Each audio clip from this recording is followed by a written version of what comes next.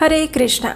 अक्षय तृतीया के दिन किया गया कोई भी कार्य अक्षय पुण्य फल प्रदान करने वाला हो जाता है और इसीलिए इस दिन से नए कार्यों की शुरुआत भी की जाती है। तो चलिए आज के वीडियो में जल्दी से देखते हैं कि अक्षय तृतीया के दिन कौन कौन से नए कार्यों का आरंभ किया जा सकता है। आइए आज का वीडियो आरंभ करते हैं। अक्षय तृतीया को आरंभ किए गए कार्य हमेशा बढ़ते रहते हैं और यही धारणा इस पर्व को विशेष बनाती है। हिंदू पंचांग के अनुसार इस तिथि को वर्ष के सबसे शुभ आरंभ दिवसों में गिना जाता है। महाराष्ट्र में इसे 3.5 मुहूर्त यानी कि 3 और आधे सबसे शुभ मुहूर्त में शामिल किया गया है। अधिकतर लोग इसी दिन से कोई न कोई नया शुभ कार्य, संकल्प, व्यवसाय इत्यादि आरंभ करते हैं। सबसे पहला है व्यापार और नवीन उपक्रम। अक्षय तृतीया पर व्यापार में कोई नई पहल करना अत्यंत सौभाग्यशाली माना जाता है। ऐसा कहा जाता है कि इस दिन आरंभ किया गया कोई भी व्यवसाय या स्टार्टअप लंबी अवधि तक सफल होता है। महाराष्ट्रीय समाज सहित अनेक व्यावसायिक समुदायों में इस तिथि को नया खाता बही आरंभ किया जाता है और इष्ट देव की पूजा आराधना करके अपने व्यापार और व्यवसाय की शुरुआत की जाती है।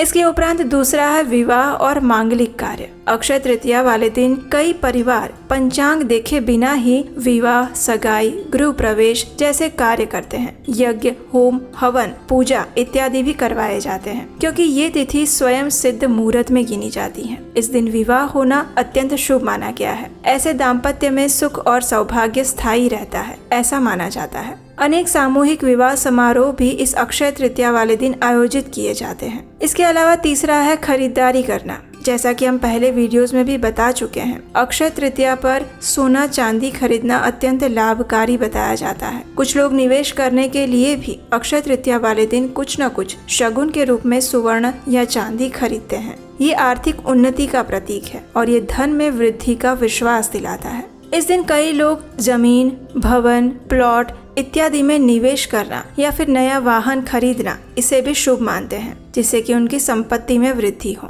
अगर व्यापार की भाषा में कहा जाए तो ये लॉन्ग टर्म इन्वेस्टमेंट की शुरुआत का उत्तम दिन होता है। उसके बाद आता है दान पुण्य का आरंभ। कई लोग संपूर्ण वर्ष के दौरान कुछ न कुछ दान करते रहते हैं, जैसे किसी अन्य क्षेत्र में शिक्षा के लिए दान, ज्ञान के प्रचार के लिए दान, चिकित्सा या सेवा के लिए दान। तो इन सब की शुरुआत भी अक्षय तृतीया वाले दिन से की जाती है, जिससे कि उनकी सेवा का पुण्य अक्षय रूप में बनता रहे। धार्मिक संस्थान और ट्रस्ट भी अक्षय तृतीया वाले दिन नए धर्मार्थ कार्य की शुरुआत करते हैं और इसे वो शुभ मानते हैं। इसके बाद आता है कृषि या खेती का शुभारंभ करना। ग्रामीण क्षेत्रों में विशेषकर जहाँ पर रबी की फसल कट चुकी है, वहाँ पर आगामी खरीफ पाकों के लिए अक्षय तृतीया वाले दिन शुरुआत की जाती है। कृषि की गतिविधियों का प्रारंभ भी अक्षय तृतीया से ही होता है। उड़ीसा में इस दिन को अखी मुट्ठी अनुकूला कहा जाता है, जब किसान औपचारिक रूप से नई फसल के लिए धान के बीज पहली बार बोते हैं। गुजरात और महाराष्ट्र में भी यही परंपरा है कि अक्षय तृतीया वाले दिन विशेषकर कुछ न कुछ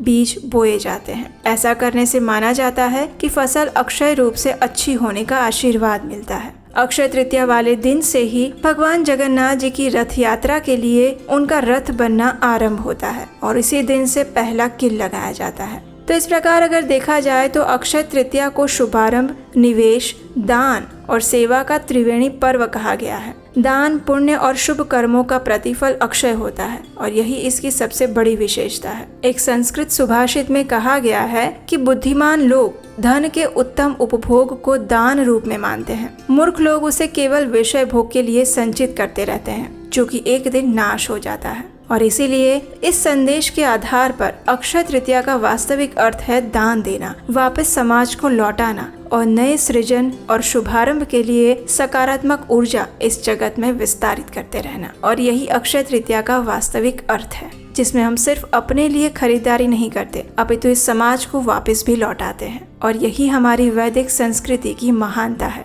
उदारता है। तो ये थी आज के वीडियो में बताई गई नए कार्यों की शुरुआत के विषय में संपूर्ण जानकारी। इस बार अक्षय तृतीया का पर्व आ रहा है 30 अप्रैल 2025 बुधवार के दिन। ये दिन वैशाख मास के शुक्ल पक्ष की तृतीया तिथि को आता है और अक्षय का अर्थ होता है जिसका कभी भी क्षय ना हो, जो सदा शाश्वत और फलदायक रहे। इस दिन किए गए दान, जप, तप, स्नान, हवन, पूजा और पुण्य कार्य अनेक गुना अधिक फल प्रदान करते हैं और वो मनुष्य को अक्षय सुख और पुण्य फल की प्राप्ति करवाते हैं। इसी दिन से त्रेता युग का आरंभ हुआ था। माता अन्नपूर्णा देवी का प्राकट्य भी अक्षय तृतीया पर हुआ था। भगवान परशुराम जी, जो कि विष्णु के छठे अवतार हैं, उनका भी आविर्भाव इसी दिन हुआ था। पांडवों को अक्षय पात्र इसी दिन प्राप्त हुआ था और सबसे अद्भुत, श्री कृष्ण को सुदामा द्वारा भेंट किए गए चावल भी इसी दिन अर्पित हुए थे, जिसके माध्यम से श्री कृष्ण ने सुदामा को अपार वैभव प्रदान किया था। इसलिए अगर इस अक्षय तृतीया के दिन आप मात्र एक तुलसी पत्र या फिर जल से भी भगवान को प्रसन्न करते हैं तो उसका फल अनंत गुना अधिक हो जाता है। इस बार अक्षय तृतीया तिथि आरंभ हो रही है 29 अप्रैल 2025 को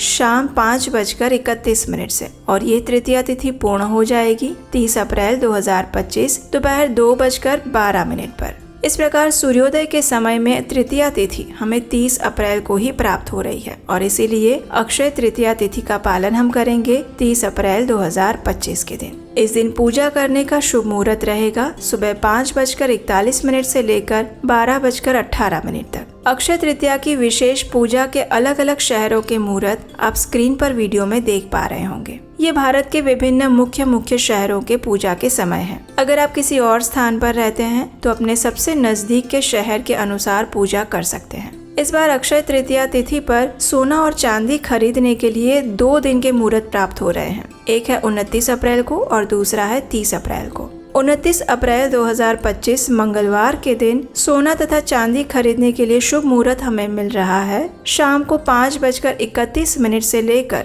अगले दिन सुबह 5:41 के बीच में। अगर संध्या समय की बात करें तो शाम के मुहूर्त हैं रात 8:16 से लेकर 9:37 तक, जो कि लाभ से युक्त मुहूर्त है। और रात्रि के मुहूर्त की बात करें तो रात 10:57 से लेकर सुबह 3 बजे तक शुभ, अमृत और चर का अच्छा मुहूर्त प्राप्त होता है। 30 अप्रैल को सोना तथा चांदी खरीदने के लिए प्रातःकालीन शुभ मुहूर्त हमें प्राप्त होते हैं सुबह 5:41 से लेकर दोपहर 2:12 के बीच में। इस प्रकार हमें ये शुभ मुहूर्त 8 घंटे 30 मिनट का मिल रहा है। इस दिन शुभ मुहूर्त है सुबह 10:39 से लेकर दोपहर 12:18 तक और प्रातः काल में लाभ तथा अमृत मुहूर्त प्राप्त हो रहे हैं सुबह 5:41 से लेकर 9 बजे तक। इस दिन सूर्योदय होगा सुबह 5:41 पर और इस दिन शाम 4:18 तक पवित्र रोहिणी नक्षत्र भी बना हुआ है। इस बार अक्षय तृतीया पर शोभना योग बन रहा है जो कि दोपहर 12:02 तक रहेगा।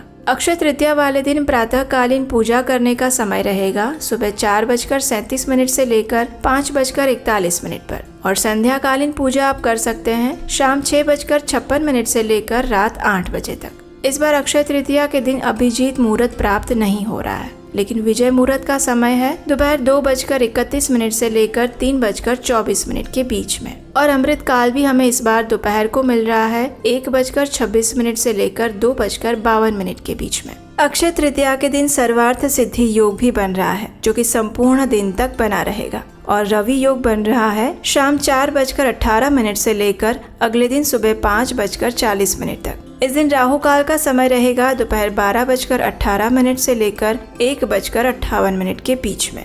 तो ये थी आने वाली अक्षय तृतीया तिथि के विशेष शुभ मुहूर्त और पूजा के समय की संपूर्ण जानकारी। अक्षय तृतीया पर क्या कार्य करने चाहिए इसके ऊपर हमने एक विस्तृत वीडियो बनाया हुआ है, उसका लिंक आप नीचे डिस्क्रिप्शन बॉक्स में जाकर देख सकते हैं। इस अक्षय तृतीया वाले दिन पौराणिक कथाएं सुनने के लिए आप क्या अपने चैनल को सब्सक्राइब करके रख लीजिए, हमारे व्हाट्सएप कम्युनिटी ग्रुप के साथ जुड़ जाइए जिससे ऐसे ही प्रमाणभूत, उपयोगी और ज्ञानवर्धक जानकारी आपको सतत मिलती रहे। हरे कृष्णा।